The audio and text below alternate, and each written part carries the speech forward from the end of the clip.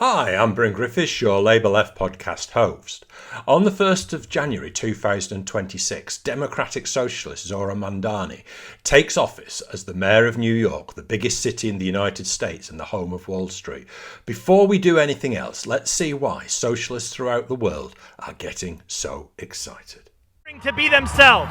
We believe in the wealthiest city, in the wealthiest nation, in the history of the world, that working people deserve a dignified life. We believe that buses should be fast, and we believe that housing is far too expensive. We're going to build hundreds of thousands of affordable homes, take on bad landlords, and freeze the... And we believe that daycare shouldn't cost as much as a year's tuition at City College. That's why we're going to deliver universal. These are not just slogans. These are commitments. We say them not simply to inspire, but because it is what we will deliver. Because for all those who say, our time is coming, my friends, our time is now. So that inspiring stuff gives you an idea of what went on in New York earlier this year. Now, I want to find out, and I'm sure all the viewers and listeners want to find out, how did Zohran do it? I want to consider what happens next on January the 1st when a Democratic Socialist takes office. What a way to start New Year's Day in America. To help us answer these big questions, I'm delighted to be interviewing Professor Ted Hamm, the Chair of Journalism at New York St. Joseph's University. He writes for the New York-based Indypendent, that's Independent with a Y to distinguish it from the English publication that we're familiar with. He writes for Jacobin, and most importantly of all for this interview, he's just published a really exciting book, Run Zohran Run. How you doing, Ted?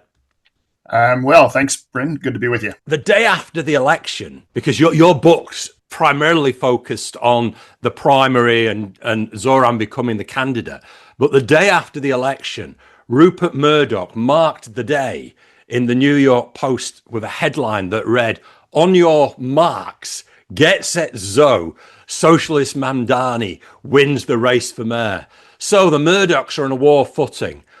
What's making US socialists so excited about Zohran taking office as New York mayor? What's going on, Ted? Paint us the picture. Well, we just loved that front page on the New York Post. I'm not sure they wanted us to love it, but we certainly did. He is putting forth the idea that there needs to be a redistribution of wealth, which is growing. It's a glaring problem that's becoming more and more obvious every day when we're talking about Elon Musk approaching the status of trillionaire and countless billionaires who weighed in on the race along with Musk trying to stop Mamdani and unsuccessfully. So obviously when you make the right enemies, and no pun intended, or maybe there's pun intended, the enemies on the right, Murdoch, Musk, Trump initially was an enemy, then obviously he's doing something correct that from the left's perspective. So he's posed a threat, and yet he's also putting forth an agenda that seems quite deliverable, right? And that was very intentional, that they didn't want to promise pie in the sky, he and his crew, and so they crafted an agenda that was easy to deliver, easy for canvassers going door to door to memorize what that agenda was and present it to voters and so on. And then now the trick is for him to deliver it when he takes office. I thought that in that speech, it was really striking. When he was doing his speech, he paused and they completed the slogan or the objective of the campaign. That's quite something. The left isn't known for its messaging discipline sometimes. Right. Well, he inherits that from Bernie Sanders. I mean, Bernie Sanders is his hero. He's openly stated that, and they were just campaigning the other day, or appearing together the other day on behalf of Starbucks workers who'd reached a settlement in New York City. So, the message is a mantra, as I say in the book, right? Easy to remember the three components, and so the call and response aspect with the audience was just something that they picked up on, or he picked up on. And he's done it several times throughout the campaign because everyone knew it, right? Everyone who had been following the campaign and knocking on doors and so on, they all had been saying this same stuff. Freeze the rent, universal child care, fast and free buses. They've been saying that to ultimately millions of voters across the city. The contrast with our own Labour Party in Britain will not be lost on my watchers and listeners. I think the average Labour Party campaigner faced with the question on the doorstep, what are you doing? What do you stand for? Would probably be at the moment at a loss to explain. So to see what you've achieved in America is a joy. Well, that's the same would be true for mainstream Democrats in the United States. I mean, they don't have an agenda, including the leadership of the party that's based here in Brooklyn, Chuck Schumer and Hakeem Jeffries. It's unclear what they stand for, at least in terms of domestic policy. It's quite obvious that Schumer is very stridently pro-Israel, and that's what he stands for in terms of foreign policy. But in terms of what they advocate, he and others in his party advocate, there are some, like Bernie, I wrote about in my previous book, Bernie's Brooklyn, that he and Bernie and his crowd, and now Zohran, AOC, and so on, they put forth an agenda that's very much indebted to the New Deal, or it's a product of the New Deal. And that's why democratic socialism in the United States is not something that's conventional socialism, as would be understood by Eugene Debs, right? They all pay tribute to Eugene Debs. Mamdani mentioned him in his victory speech on the first Tuesday in November, right? And Bernie Sanders' hero was Eugene Debs, but the Democratic Socialists of today, they're not putting forth an agenda that's calling for the nationalization of the railroads and communications and the mines and the things that the Socialist Party of the early 20th century that Debs was the leader of, they were calling for that, but they were also trying to take national office, right? So one of the things to keep in mind with Mamdani as the would-be or incoming mayor, I mean, he only has limited powers in terms of what he actually can do. So in the United States, as many of your audience would know, that we have local government, but then we also have the state government, which is far more powerful than the local government, and then there's the federal government, which is far more powerful than the state government. So there's these levels of power and he's at the lowest rung. And I mean, it doesn't mean he has no power at all, but it's just there's a lot of things he cannot do. The city does not have the power to levy most taxes, right? That has to go through the state, through the legislature in Albany and so on. So, a lot of what he has to do is advocate for things and then try to make it happen at the state level, which is not the same as being able to just decree or push through legislation at the city level that he might want. Tell us about Zohran. Where did he come from? One of the things that has been debated on the British left at the moment is how we identify a new generation of leaders. Now, the Democratic Socialists of America have obviously got something right. So I'm looking for two things, really. An explanation of who is Zohran, where did he come from? But also, how did the DSA play such an important role in identifying and helping create such an effective leader? Yes, he's certainly a unique figure in his own biography and background. But then the DSA and his linkage with the New York City DSA, which is different from the national DSA, that they obviously were instrumental in his rise, but he was working with them on other campaigns before he launched his own campaign. He grew up in his early years in Uganda, of Indian descent. Both of his parents were from India, famously Mahmoud Mamdani, the post-colonial theorist at Columbia University now, and his mother Mira Nair, the acclaimed Hollywood director. So that's a different background than most people would have, could claim that. But so he grew up in a very worldly, very political household, and came to the U.S. at the age of 7, and grew up near Columbia campus in Morningside Heights. And this was the era of 9/11. of the Islamophobic reaction to 9/11, the crackdown, the surveillance by the NYPD. It was also the era of, as he was becoming a teenager, the era of stop and frisk under the Bloomberg administration. So, it was a very repressive time in the city for people, young men of color. Obviously, it was different for growing up on Morningside Heights than it was for people living in not far from there in Harlem and other low-income neighborhoods. But so he experienced a lot of the way in which global politics were playing out in New York City during this period. This was also the time of the Iraq War and protests against the Iraq War, and then his father being a radical professor, obviously was this was part of his household, his daily conversation, right? So he grew up in political surroundings, attentive to both local and world affairs, and he went to Bowdoin College, majored in Africana Studies, did his thesis on, or his undergraduate thesis on Frantz Fanon. And, so he obviously comes out of very radical traditions in various respects.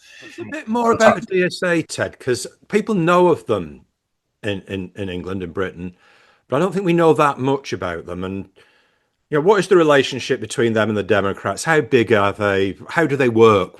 What is the Democratic Socialists of America? The first major victory for the Democratic Socialists in New York City was AOC, right, in the spring of 2018. And then that led to successes later that year in the state legislature. So, yes, they are a political organization. They're not a political party, and so they run candidates in Democratic primaries.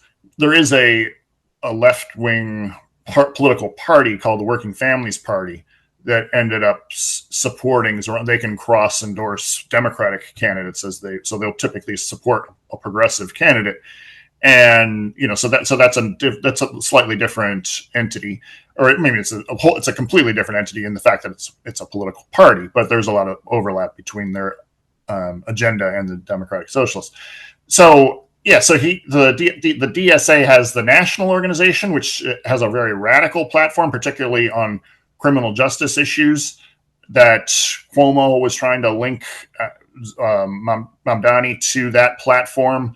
Regarding legalization of prostitution and ending misdemeanor enforcement and things like that. But that was not on Mamdani's agenda. Mm-hmm. So the New York City DSA is different in its orientation, shares some of the same positions, not necessarily those that I just mentioned, but that the national organization does. But the national organization is not even that large, really. It's not quite 100,000 people as far as the last number I saw. So their influence now far exceeds their numerical base. When Mamdani's campaign, when he launched his campaign in October of 2024, the local DSA, New York City DSA, their membership was around 6,600, right? So in a city of 8.5 million people, and reeling in over roughly 500,000 voters in the primary first place, and then more when you add the ranked choice rounds, and then over 1 million in the general election. That's a lot of just large, not commensurate with their size. They're really able to reach out to people not have no affiliation with the DSA at all. And they were knocking on their doors and getting them to vote for their candidate without, many people probably didn't even know much about the DSA, who were responding favorably to Mamdani's platform. So the ground operation, Ted, I read in your book that he mobilized tens of thousands of activists and 1.5 million activists' doors were knocked on. Well, voter doors, not necessarily activist doors, but his canvassers knocked on over 1.5. And that was just to get the nomination. Correct. and then they doubled Just that number. stunning figures. Stunning figures. That's before you even get to face the electorate. You've talked to 1.5 million households. Goodness. No, that's right. That's just a reminder of how staggeringly large the population of New York City. That's just a fraction of New York City's population. How does Zohran put together the political coalition that allows him to get tens of thousands of people on the doorstep and then get even more people to actually vote for him? What does that political coalition look like? How did he do that? Well, it wasn't just the New York City DSA. They were instrumental in leading the canvassing operation, but they also worked in conjunction with several other groups, that tenants' rights groups, right? Various groups that were there with Mamdani from day one. A group called Jewish Voice for Peace that Mamdani had joined in various protests regarding Palestine since taking office in 2021, and a group called CAAV, CAAAV, right? They work with tenants, East Asian tenants in Chinatown, also Bangladeshi tenants in Astoria, right? And a group called Drum Beats, as they're called. They're Desis, Rising Up and Moving is the name of the organization, and they work with South Asian city residents on various economic empowerment issues and so on. So you have and a group called New York Communities for Change. They've been around for several decades, and they work with low-income people, mainly older Black and Latino communities, and so on. So they were teaming up. There was a lot of different activist organizations that were helping spur the campaign, providing foot soldiers, the canvassers, and so on. Like I said, the relative numbers of the New York City DSA made it implausible. They could not have 6,600 people could not have knocked on 1.6 million doors, right? So that they needed help from these other organizations and also just volunteers that were not necessarily affiliated with any of these groups, right? So I think at the point of the primary, they were saying they had 30,000 active volunteers and 20,000 sort of people participating in some fashion or another. And now the latest number with the general election is over 104,000, I think, is the number that. So the word that, thinking in a sort of Gramscian sense, the ideas of Antonio Gramsci, it seems that the left, for once in this campaign, was about coalition building rather than, I don't want to be crass, but the left is known on both sides of the Atlantic on occasion for putting huge value on political purity, whereas you're building a picture for us that's all about coalition building and finding connections, which is quite a different political method to what a lot of people will be used to. Yes, I don't think we've seen anything comparable to it in recent, at the scale, at least in New York City or elsewhere in the U.S. for the left and its electoral organizing. Look at Bernie Sanders, his vote total in Vermont is not even close to what Zohran brought in the primary. Obviously, that's because of the size of the electorate, but but just the level of coalition building required to pull this in and to pull this together. How do you train the activists? How do you get the cadre that can do that? Well, you have the driving force was the New York City DSA. When they started, they were, this time last year, they started the canvassing operation, and they were operating out of the apartment of Tasha Van Auken, she was the field director at the time, but they were operating out of her apartment not far from where I live in Sunset Park here. And, that shows what a small operation it was, but committed. And, then they start building with those other groups that I mentioned. And the more momentum that Zohran got on social media, more traction he got on social media, people started to volunteer and then make contributions that were matched by the city's campaign finance system at 8-1. So, by January, they had a full-fledged campaign office in Manhattan, and they were hiring more people and producing more campaign materials for the canvassers to distribute, and so on. So, they became the startup operation got the traction necessary that would then led to the matching funds providing the resources for the campaign to become a full-fledged operation, right? So, that coalition building was essential, and one of the points to keep in mind is they were doing this without any of the mainstream Democratic institutional support, right? They didn't have party leadership, obviously.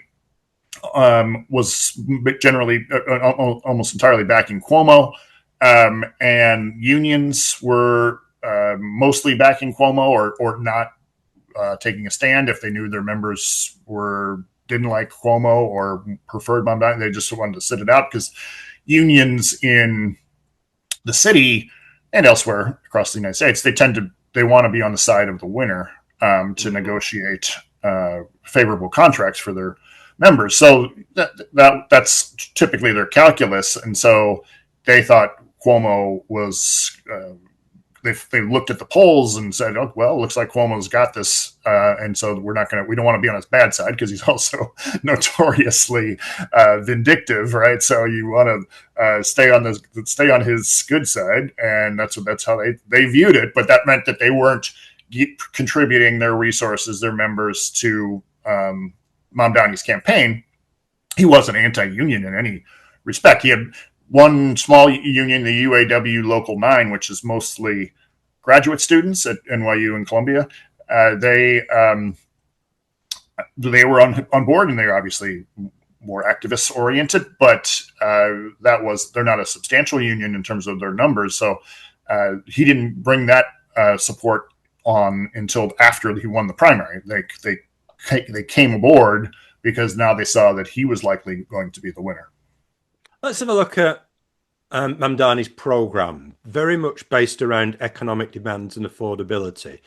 Tell us about that program. I'm really interested in how politically it was constructed and a consensus was reached, because it seems to me that the program was very important, and the video that we saw at the outset, where people knew when to chant the key parts of the objectives of the program, seems pretty important to me. So take us through that. So his agenda, we just look at the three main planks in the agenda, there was a few other things he brought up and emphasized at various times, like city-run grocery stores, for example, the creation of the Department of Community Safety as an alternative to approach to dealing with mental health crises, taking that power away from the NYPD. But the main planks were fast and free buses, freezing the rent, and universal childcare. I'm really interested in the Democratic Socialists of America role in this, because during the Corbyn period of the Labour Party in our country, in 2017, we had a manifesto for the many against the few. And it was highly successful because, like this one, it was very focused on some very particular demands that were costed and deliverable. A big debate that always happens on the left in this country is whether that's enough. And there's always conflict with people wanting to extend the program and have a full socialist program. So what were the debates like in the DSA about? Because this strikes me, whilst a huge victory, it seems more in the tradition of FDR with Roosevelt with the New Deal than it does in what we might see as a fully fledged socialist program. The DSA is a little bit guarded about their deliberations. So with what it seems to be the case is that Zohran was creating his platform, but using what the DSA was advocating, particularly with the rent freeze. And then he brought it to the DSA for the endorsement meeting, or a set of endorsement meetings in rounds of endorsements in October of 2024. And There was an element of surprise among some of the elected officials within the DSA, that because they didn't really know that he was planning this, and there was a little bit of grumbling among some of those elected officials because they didn't think it would work and it could hurt the organization, right? So he prevailed in getting that endorsement. And so what were the concerns about? That you were overreaching, or it wasn't ambitious enough? What was the overreaching, right? That they had items on their agenda that they were pushing in Albany, and if they took a law, let's say Zohran's campaign did not take off, and if he was crushed in the primary, then that would have made them seem like a weaker organization. Ted, I think that paints the picture really well of the internal dynamics. It's quite interesting about how focused the DSA was and how they had internal discussions, and there wasn't initially an overwhelming agreement that this is the way it should be. There was an overwhelming agreement of the members, not the leaders. So he was very persuasive, as we all know he can be, when making his case to the DSA in their endorsement process. But so I think it was 80% or so that he, and that the leadership was among the holdouts, the ones who were saying, well, I don't know if we want to do this. Right? The elected officials, at least. I don't know. I don't want to speak for all the various leaders. But it took a little while to convince some of those figures to come around, and it took his momentum to finally win all of them over, right? So he had closer ties to some of the DSA elected officials than others, obviously, and it ended up with them all coming out in support of his campaign, as it was clear that he had the momentum on his side. So that brings our first half to the close. Lots more to look forward to in the second half. We'll be back to the show in a moment, but first a plea to help me promote the show to an ever bigger audience. Spotify, which hosts my podcast, has sent some 2025 listener feedback to us, and it shows your wonderful support is beginning to work. The Labour Left podcast is always long form, lasting an hour or so we can take an in-depth look at the issues the left must get right.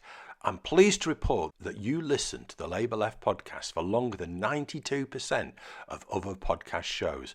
So if you're enjoying the Labour Left podcast deep dives, please subscribe on YouTube, Substack, or your favourite podcast platform. Then you can delve into the back catalogue of more than 20 shows.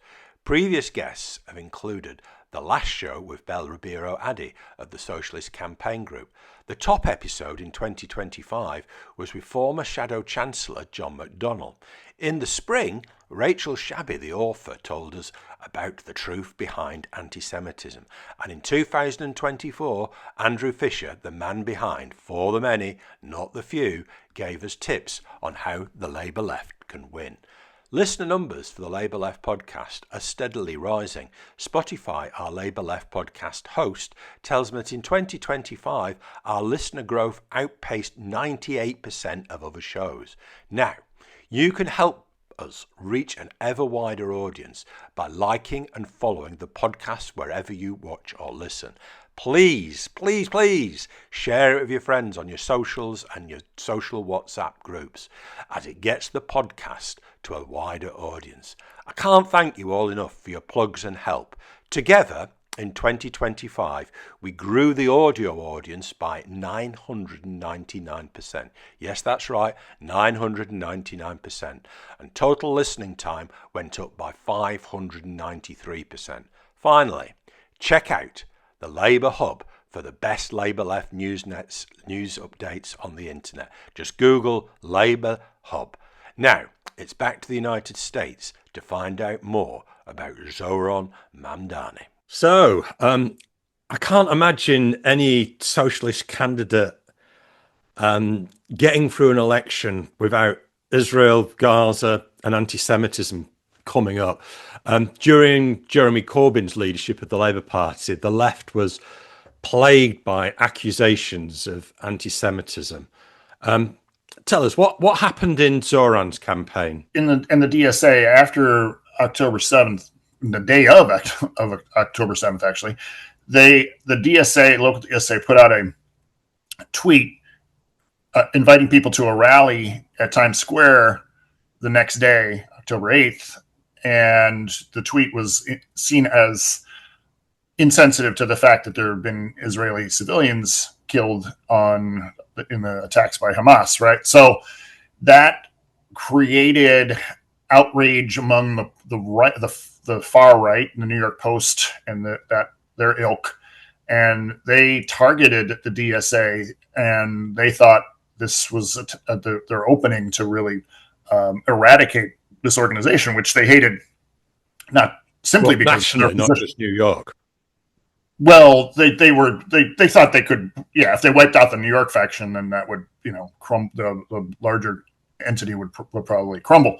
But they hated them because they were socialists, not simply because they were pro-Palestine. But those two things kind of fused together.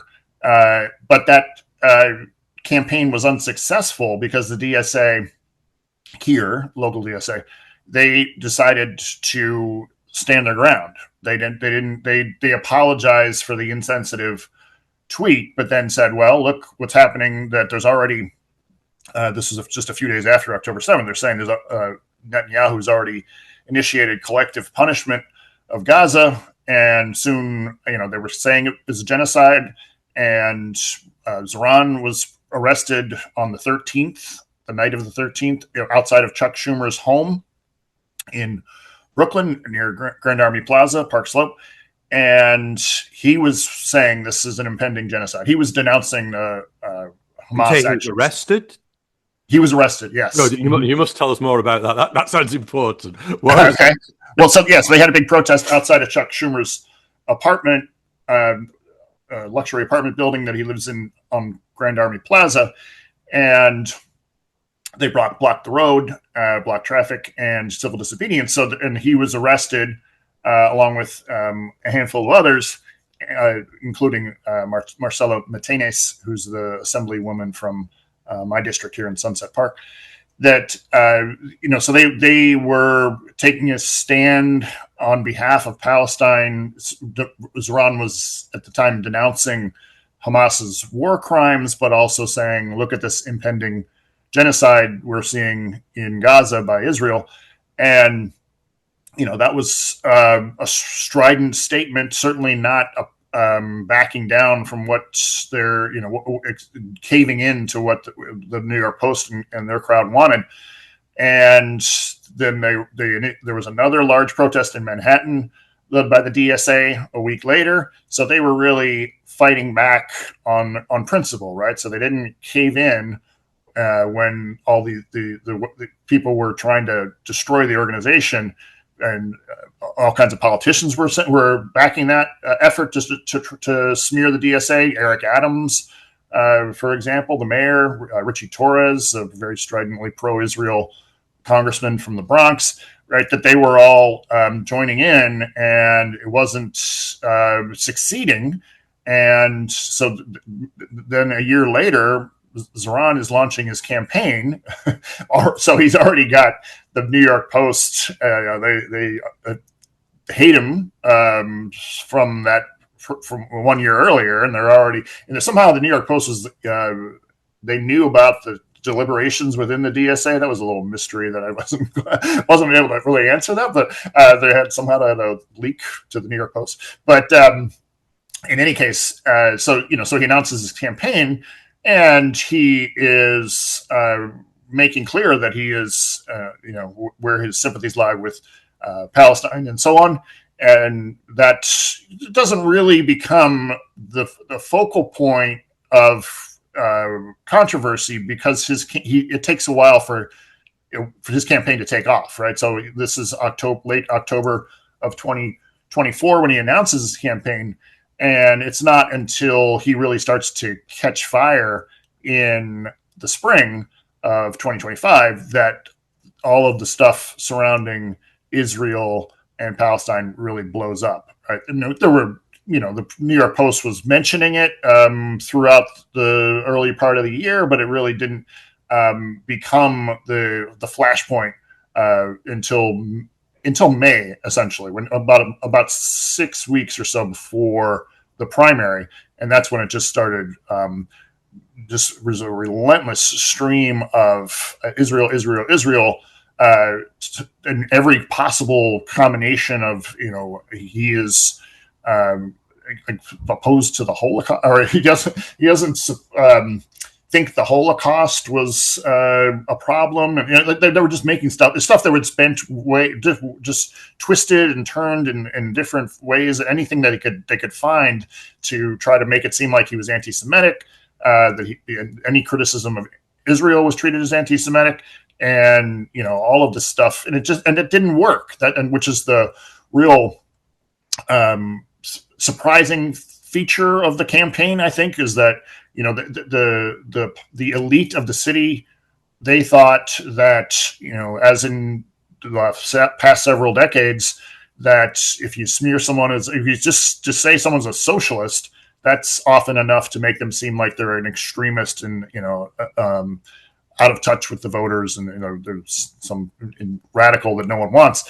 Then if you say someone's anti-Semitic, that often can be the death knell of a political career, and that didn't work, right? So they were saying this, this guy's a socialist, he's anti-Semitic, and people weren't buying it, including a large number of Jewish voters, right? So I mentioned earlier the alliances that Zohran had made with Jewish Voice for Peace, a pro-Palestine activist group, and so they're more radical than many other Jewish voters. But even liberal Jewish voters were seeing the ways in which they were being manipulated, or that the pro-Israel crowd was trying to manipulate their support against or to try to turn them against Mamdani because of Israel, when they were everyone who was watching the action play out in Gaza could agree that the war crimes were beyond the pale. And Brad Lander, a citywide elected official, is the comptroller, essentially manages the city's budget or oversees city contracting and pensions and so on. He is a liberal Jewish politician from Park Slope, from Bill de Blasio's former city council district. And he said that, meaning liberal Jewish voters like himself, we don't like being used as pawns by Netanyahu and his regime. So, Zohran ended up getting a significant amount of Jewish support. And obviously he got a vast majority of Muslim voters who were coming out, activist voters who from the various movements who were in sync with his opposition to Israel's actions and so on. So that, there was a lot of different ways in which he tapped into this growing sentiment that Israel had gone far beyond any reasonable response to October 7th, and that this was a position, even if it doesn't necessarily, this mayor of New York City doesn't have influence over too much about what happens. There's in terms of that issue, the mayor does have influence over response to protests on college campuses and in the streets and so on. But people saw that the mayor does have a bully pulpit in New York City. He's always had some interest in foreign policy. The mayor of New York City, historically, has always been addressing issues, whatever. Think back to LaGuardia in World War II. So back in Britain, Rachel Shabi, a prominent. She's from Jewish Iraqi descent. She's a prominent pro-Palestinian journalist in this country. Referred to the Mamdani masterclass on anti-Semitism. And I think what she meant by that is, as you've set out, he firmly stood his ground.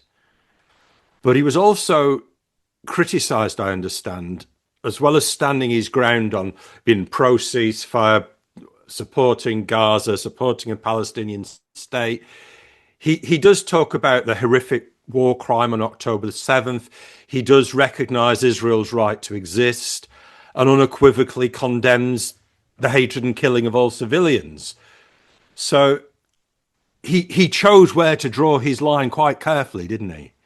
I think it was a disarmingly consistent position, right? To say, yes, Israel has a right to exist, but they have to adhere to international law, right? And so that was something that Cuomo and company would find objectionable, and something that they would say, well, how is he saying that? But if you think about it, that's a very clear position to say that. And if you're dismissive of that position, then you're dismissive of international law, right? So that is a very strong political position that he took. It'd be hard to say what another position he might have adopted. That if he said Israel does not have a right to exist, then that would have been a real minefield. I think a universal commitment to human rights and international law is fundamental to us being able to stand our ground and support the Palestinian people. Presumably, Zohran did get some criticism from his left because of the stance he'd taken as well, in saying that Israel got the right to exist. What happened there then? He is getting heat from left-wing activists on Palestine, but in terms of the broader population, I think they were. Obviously, his success shows that there is a large-scale support for his position, or the support. The opponents were not able to use that issue successfully. Cuomo did get exit polls showed that he got 1/3 of Democratic support. All right, so 1/3 of his voters were Democrats, and a lot of that, no doubt, pertains to Israel. Some of it's just his old vote, or his base, his former base or longstanding base. So we see the New York Post on the eve of the primary read, "Say it ain't Zoe." The Post says New Yorkers must reject radical anti-Semitic socialist in today's primary. Now we've got through that hurdle. We've got through the election. I can't believe the slurs are over. What have you got any views about what's going to happen next? What are supporters of Netanyahu and Israel going to do next? Because this is a very prominent politician who's pro-Palestinian.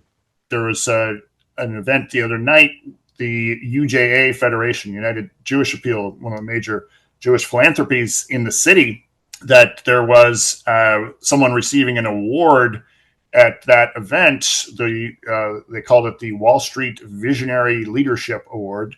And this hedge funder, Mark Rowan, called him an enemy of the Jewish people at that event. This is just this week. So, yes, there is going to be opposition along these lines. It's not going away, but we'll see where it leads. I mean, how it's going to influence or affect his policy initiatives? That's not clear, right? So, is this outrage that is often stoked by these various figures and pro-Israel forces?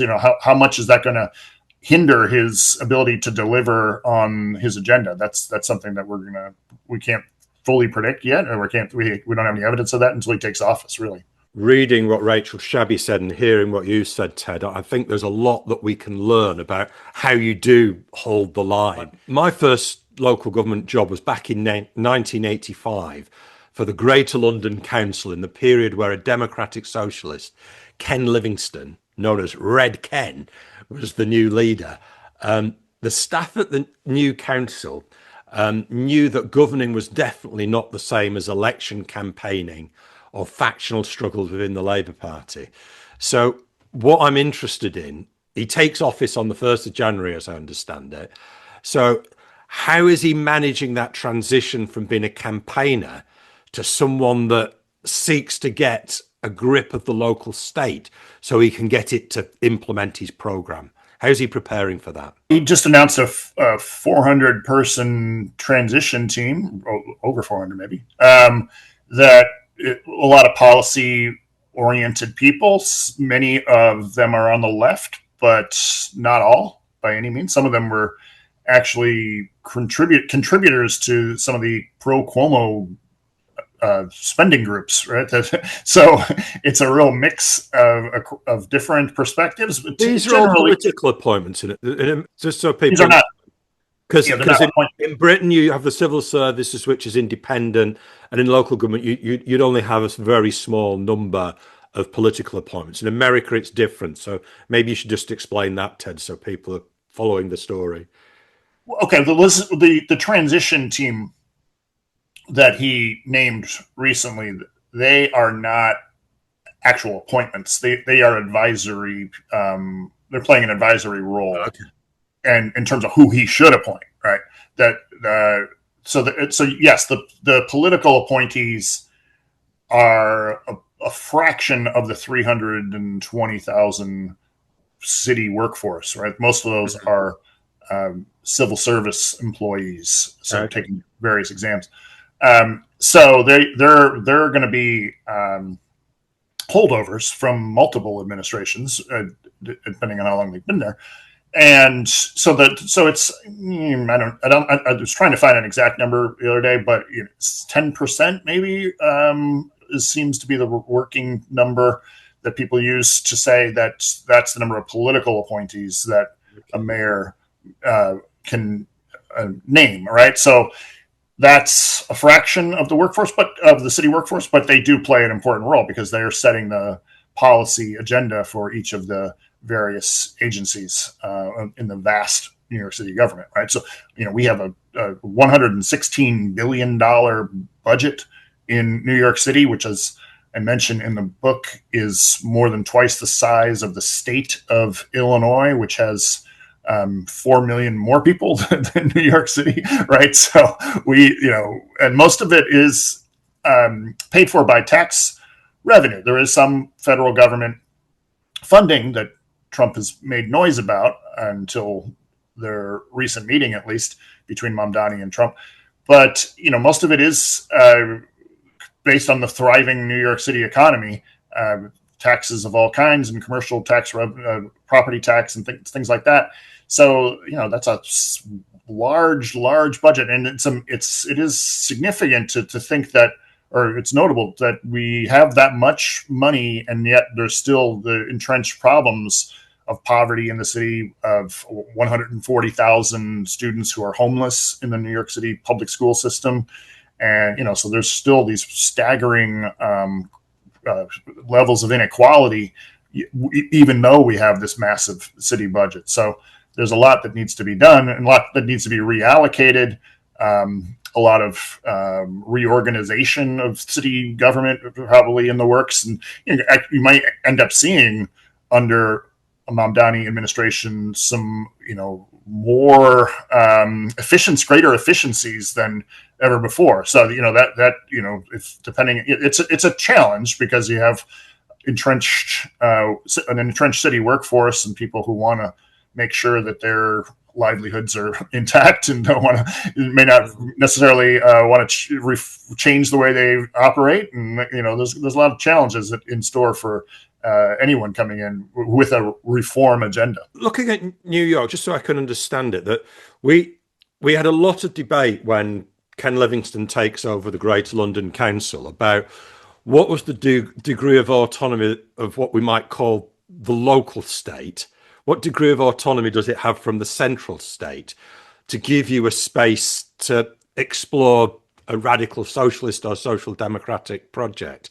Can Mamdani deliver his program?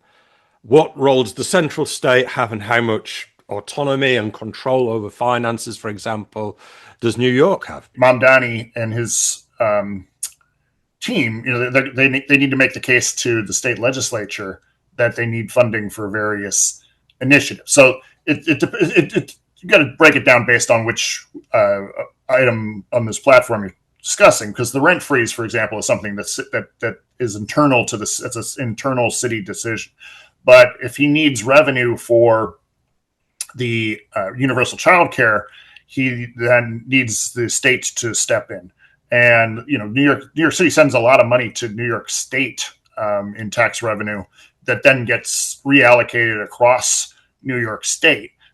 So there's because of the way that the legislature is apportioned, that's always going to be the case. But so there's ways that Mamdani and his team are going to have to make their pitch to get the governor on board. And I think Governor Hochul is certainly making statements that shows that she's on board with universal child care. We'll see how quickly they're able to roll that out and so on. Hochul is up for re-election in 2026, so she has a motivation to make that happen. But then with the buses, that's going to be a challenge. She's going to have to find revenue for that. And that, again, there's a hybrid entity in New York that's the authority structure. So the MTA is an authority which is kind of insulated from public control, that it's appointees basically from different counties and in the New York City region. And so that doesn't give the mayor as much control over that structure as the governor maintains. And so but if he's able to find revenue to offset the fares that would be lost, but if the buses were to be made free, then it would be hard for the MTA to argue against making the buses free if they're able to find a way to pay for it. So that's going to be a challenge in terms of using the existing revenue and finding ways of creating savings there, and then trying to get New York State to pay for it. So there's a lot of intricate discussions or complex discussions that are going to take place, and a lot of negotiation that he's going to need to do. But the one thing that Mamdani brings to this debate is his vast level of support, right? So he's over 1 million people voted for him, and a lot of those people would be willing to hit the streets or fill the inboxes or whatever method to get attention of the state legislators that he wants them to. So there's it's a different era, because when Bill de Blasio won in 2013, he didn't have a huge movement behind him, right? He won in a landslide and he had popular support from the Democratic Party base, but most of those voters were not people who would consider themselves to be activists. And now Mamdani has a lot of activists on his side, and people who are willing to push for his agenda. And so that gives him a lot of clout that we've never seen before, or not in recent decades in New York City. I think that's really important, Ted, because I remember when I was at college reading a Polancis on the state power and socialism, and he discusses what degree of autonomy the state, we're talking this situation as the local state, and he says that it's influenced by a balance of the class struggle. So the state, even though you are the elected official, isn't necessarily yours, but your ability to take the actions you want to take rests in large part on how you can mobilize, if you like, class struggle outside the state institution. Do you think Zohran's thinking that he's won the first battle, but now the trouble really starts? Is that where the Democratic Socialists of America and Zohran are? Because if our experience in London is anything to go by, it certainly looks like that from this side of the Atlantic. The term the phrase people often use is the city is a creature of the state, or we don't have what's called home rule in New York City. Like, we can't control our own destiny or control our own finances. The state's always got oversight power and that sort of thing. So yeah, so it's not a autonomous framework that he can make a lot of the decisions unilaterally. So it's kind of, he has to just make his case and do his best and to try to convince what's happening at the next level with the state legislature. John McDonnell, who was the chair of finance under the Greater London Council and goes on to be a very, very significant figure on the British Labour left, he actually talked to me when I was speaking to him on the podcast about, he had this notion of being in and against the state. So you've entered it as an electoral official, but you have this sense that the local state isn't entirely yours, to put it mildly. So he had this notion that he was in and against the state, trying to take advantage of the space for manoeuvre that it offered to deliver social democratic advances, but not for 1 minute thinking that just because he'd won the election, he was suddenly in charge of the state. Do you think that? Well, I think that would be a good way to look at it because of the challenges ahead, right? So yes, he's got this position and it is a different position. We shouldn't make it. I shouldn't make it seem like he has no power at all because it is the mayor of New York City and he is a global figure now, and he has whatever he does is going to get a lot of attention. He can also generate a lot of attention just via his own social media abilities and so on. So he is a different entity than we've ever seen before. So it's what he is able to do. It's going to be difficult if people really want to thwart his every move. He has the ability to really counteract that with his ability to mobilize his vast base of support. Yeah, because what happened in the 80s, we've got Red Ken was in our county hall, facing across the River Thames, the main river in London, the Houses of Parliament. Yeah. And he used to have a big placard stuck on top of his roof that said how many London, because it was a period of great unemployment, how many Londoners were unemployed because of what the government on the other side of the river was doing. It was a bit like the face-off I can imagine Zohran having with Trump. But Thatcher responded with, she embarks on, if you like, lawfare against the transport policy. Ken had a fares fair policy to drive down fares, not quite to zero, but to much, much lower than it had ever been.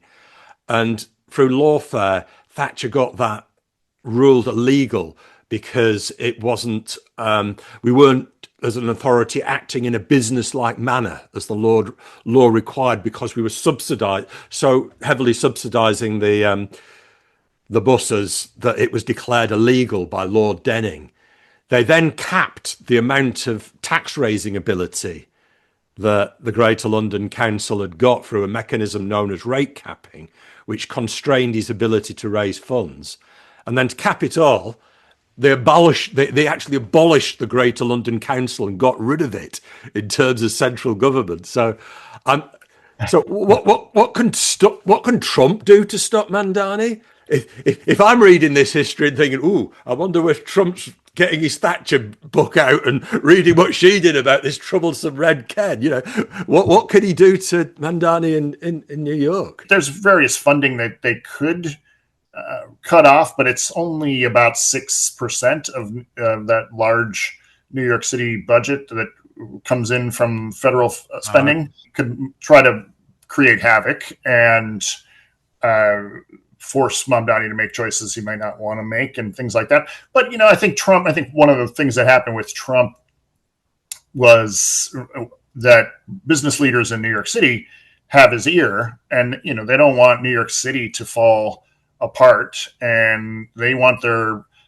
employees of the corporate headquarters of the United States in New York City, that they want them to be able to get to work and live in their luxury condominiums and other things that help create wealth for the city's elite and so on. So I think Trump probably I think he understands the need for New York City to function, because it's where he made his fortune, right? So I think that is going maybe, but the thing with Trump though is you never know. I mean, he could decide that a high-profile crackdown on New York City, sending in the National Guard, ramping up ICE enforcement, immigration enforcement to even greater degree than currently. That all of that could be on the horizon. It's hard to really predict for that or predict that will happen, but we just have to see how things play out. I think he'll just have unleash the dogs, as it were. Let some of his people just go out and plan how to get rid of this man. He doesn't care how it's done. He just sends some key policy advisors. Use the law, use the funding, use what we've got, take him down, kind of thing. That's what Thatcher did. That's exactly what Thatcher did. But she was clearly motivated by ideological concerns that he doesn't particularly. He shares much of that ideology, but he doesn't have the commitment.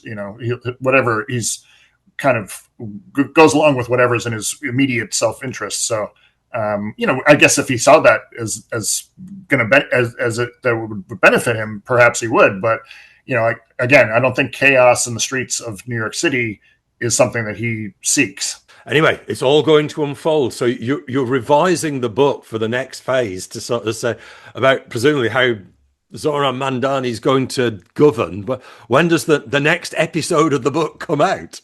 It should be out in January, and so the OR Books is set up to move quickly. And so I'm writing I've reached election day in what I've written thus far, and so the final chapter will be about what has happened since election day, including that historic meeting with Trump that surprised everyone. Yes, so if you could have a bromance with Trump, it sounds unlikely, but it would certainly help given the fears that I'm expressing.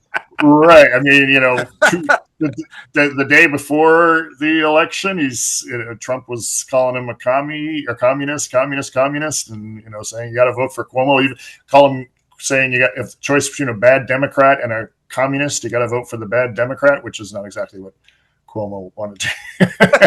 not exactly a ringing endorsement, but then a little over 2 weeks later, they're all arm in arm in the White House. So. Now I'm fascinated because to hear who you're going to nominate as your class hero of the month, Ted, because at the end of every show, we invite the guest to say who is their class hero, and they get added to what I call our Class Hero Hall of Fame. And we've had some fantastic people in there, but I'm really dying to hear who is the inspiration that led to Ted Hamm holding the politics he holds today. Martin Luther King deserves an induction. And the connection with Mamdani is that several times during the general election, at least, he said that he was asked to define democratic socialism, and he used a quote, I'm reading it here from King, that he said, King said, that call it democracy or call it democratic socialism, there must be a better distribution of wealth for all of God's children in this country.